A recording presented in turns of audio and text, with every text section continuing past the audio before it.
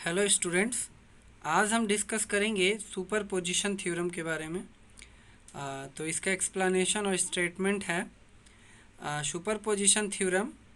states that in a linear bilateral network containing more than one independent and dependent sources, the resultant current in any element is the algebraic sum of the current that would be produced by each independent source acting alone, all the other independent sources being represented meanwhile by their respective internal resistance। मतलब ये theorem state करता है कि अगर कोई linear bilateral circuit more than one dependent और independent source contain किया हुआ हो, तो हम उसका रिजल्टेंट करंट, उस सर्किट का रिजल्टेंट करंट निकाल सकते हैं सभी वो करंट या वोल्टेज सोर्सेस को अकेले अकेले सॉल्व करके, बाद में उसको सम करके। ये सुपरपोजिशन थ्योरम स्टेट करता है कि algebraic sum of all the current would be produced by each independent sources acting alone, all the other independent sources being represented meanwhile by their respective internal resistance। कहने का मतलब, अगर कोई linear bilateral circuit है तो हम उसमें हर sources को इंडिविजुअली सॉल्व करके, हर सर्किट के हर एलिमेंट को इंडिविजुअली सॉल्व करके, करंट कैलकुलेट करके, अगर हर सर्किट के इंडिविजुअली सोर्स से करंट कैलकुलेट करे और सब सोर्सेस को एक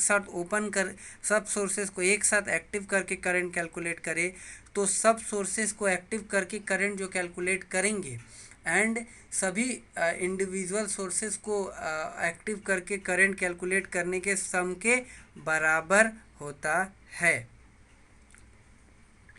जैसा कि यहाँ पे एक्सप्लेनेशन में दिया हुआ है, एक्सप्लेनेशन ऑफ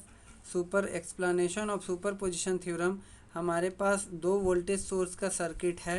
एक V1 सोर्सेस है और एक V2 सोर्सेस। यहाँ पे एक I1 करंट लूप में फ्लो करेगा, यहाँ पे I2 करंट। तो हम ये दोनों I1 I2 को कैलकुलेट कर सकते हैं, एक बार V1 को एक्टिव रख के और एक बार V2 को एक्टिव रख के और एक बार दोनों के एक्टिव रख के। तो दोनों के एक्टिव रख के जो करंट का वैल्यू आएगा वो एक बार V1 को एक्टिव रख के एंड V2 को एक्टिव रख के जो करंट आएगा उन दोनों के सम के इक्वल होगा। यही सुपरपोजिशन थ्योरम बोलता है कि V1 एंड V2 को दोनों को ओपन कर दिया जाए, दोनों V1 एंड V2 को दोनों को एक्टिव कर दिया जाए, उस समय जो I1 I2 का वैल्यू आएगा, और जब V1 एक्टिव हो और V2 शॉर्ट हो एंड V2 एक्टिव हो और V1 शॉर्ट हो, तब जो करंट का वैल्यू आएगा उन दोनों को ऐड करने के बाद V1 और V2 वोल्टेज को एक्टिव रखने के समय जो करंट आएगा, दोनों का वैल्यू उन दोनों के इंडिविजुअल वोल्टेज के करंट के सम्स के इक्वल होता है। जैसे for example case 1, when both sources are active,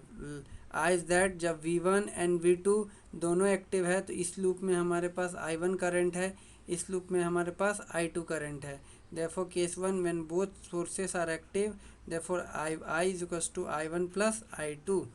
case 2, when V1 is active and V2 is short, जब V1 एक्टिव होगा और V2 शॉर्ट होगा, तो उस समय हमारे पास इस लूप में जो इन दोनों के बीच लूप में करंट आएगा वो होगा I1 डैश, इन दोनों के समय जो करंट आएगा वो होगा I2 डैश। देयरफॉर यहाँ पे जो करंट का वैल्यू आएगा V1 के कारण वो होगा I1 dash is equals to I1